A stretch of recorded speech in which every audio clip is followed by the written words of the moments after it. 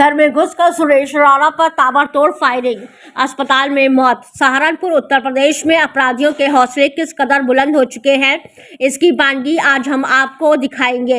एक ऐसा मंजर दिखाएंगे जिसे देखकर किसी का भी मन बैठ जाए और लोग ये सोचने पर मजबूर हो जाएं कि अपराधियों के हौसलों के आगे क्या कानून व्यवस्था पस्त हो चुकी है। दरअसल मामला उत्तर प्रदेश के सहारनपुर का है, जहां गागलहेड़ी कस्बे में बुधवार को रात करीब 8:30 बजे जब सुरेश राणा नाम के एक प्रॉपर्टी डीलर का परिवार सोने की तैयारी कर रहा था, तभी दो अज्ञात बदमाश जिनके चेहरे ढके हुए थे वो घर में घुसते हैं और घुसते ही अपने घर के बिस्तर पर लेटे सुरेश राणा पर ताबड़तोड़ फायरिंग करना शुरू कर देते हैं। और बदमाशों की बेखौफी का आलम तो देखिए।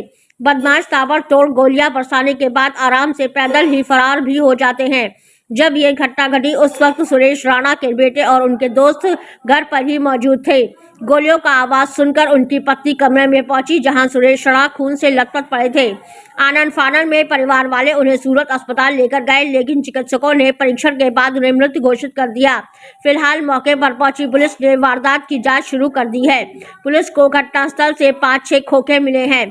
पुलिस की ओर से जानकारी दी गई कि सुरेश राणा को 3 गोलियां लगी हैं। उनकी पत्नी ने हत्या का शक हरियाणा में रहने वाले उनके पति के कुछ पुराने पार्टनर्स और अपने ही भाइयों पर जताया है। हालांकि पुलिस मामले की जांच में जुटी है। वहीं इस घटना से परिजनों का रो रो कर बुरा हाल है। पुलिस ने बदमाशों को पकड़ने के लिए गलियों में लगे सीसी कैमरे को खंगालने में जुट गई है।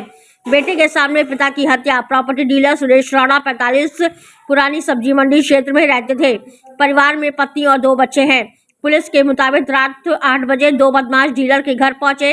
गेट खुला था तो अंदर घुस गए। प्रॉपर्टी डीलर गेट के सामने वाले कमरे में सो रहे थे, बेटा भी बगल में लेटा था। बदमाशों ने प्रॉपर्टी डीलर को जगाया। प्रॉपर्टी डीलर बिस्तर पर लेटे हुए ही उनसे बातचीत करने लगे। उन्होंने पत्नी से चाय बनाने के लिए कहा। पत्नी चाय बनाकर लाई और उन्हें देकर कमरे में चली गई। पत्नी ने बताया, थोड़ी देर बाद पति के कमरे से ताबड़तोड़ गोलियों की आवाज सुनाई पड़ी।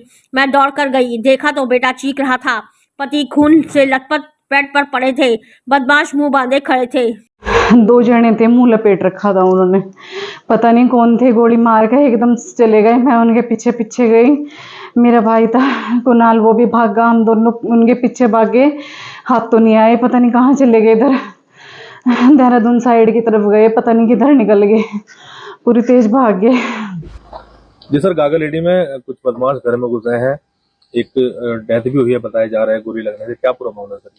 जी, आज रात को 8 से 8:30 बजे के बीच पे थाना गागलहेड़ी क्षेत्र में, कस्बा गागलहेड़ी है, वहीं पर एक मंडी को जाने वाली गली है जिसमें एक मकान था, जिसमें सुरेश राणा उर्फ काका राणा युवक का नाम है। ये उम्र करीब इनकी 40 वर्ष की है। ये अपने घर पे थे और घर पे इनका एक लड़का था और काफ़ी 4-5 लोग थे इनके जानने वाले।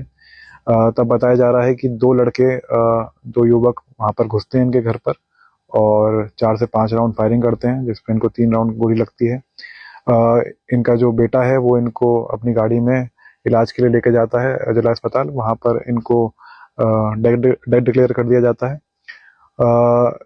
अभी तक जो हमें प्राइमा फेसी फैक्ट्स पता चले हैं वो ये है कि इनका ये मूल रूप से राजौंद के रहने वाले थे, हरियाणा के, और इनका विवाद कुछ पहले इनके पुराने दोस्तों का प्रॉपर्टी डीलिंग का काम करते थे, तो जो पुराने पार्टनर्स थे इनके राजौंद में रहने वाले, उनसे इनका विवाद था। इनकी पत्नी ने आशंका अपने भाइयों पर भी लगाई है कि इनके जो साले हैं वो भी शायद इनसे कोई विवाद या कुछ दिक्कत परेशानी रखते थे, जिसकी वजह से वो भी घटना कारित करवा सकते हैं। तो पुलिस भी हर एंगल से काम कर रही है। सीसीटीवी फुटेज वहाँ पे देखी जा रही हैं। ये जो लड़के आए थे जिन्होंने फायरिंग करी है, बताया जा रहा है वो पैदल थे। काफ़ी हद तक उनके लड़के ने उनका पीछा भी किया था, लेकिन वो कामयाब नहीं हो पाए पकड़ने में उनको। तो ये सारी चीज़ें हैं, इन पे पुलिस काम कर रही है अलग अलग एंगल से, और मेरा मानना है बहुत जल्दी सफलता मिलेगी। जो ये इन्होंने घटना कारित करी है उनको पुलिस पकड़ लेगी। सर, घर में अन्य लोग भी थे क्या? उनके साथ भी कोई किसी प्रकार की कोई मारपीट? नहीं, कोई मारपीट नहीं हुई। जो उनका लड़का था, जो उनका बेटा था मृतक का, उनके द्वारा साफ साफ बताया गया है कि वो सिर्फ जो मृतक है उन्हीं का नाम पूछ के आए थे। उन्हीं पर बहुत टारगेटेड फायरिंग की गई थी। मूल रूप से लग रहा है कि उनको मारने का ही उनका उद्देश्य था, और घर में जितने भी लोग थे उनसे कुछ नहीं बोला, चुपचाप वो घर से घटना करने के बाद बाहर निकल गए।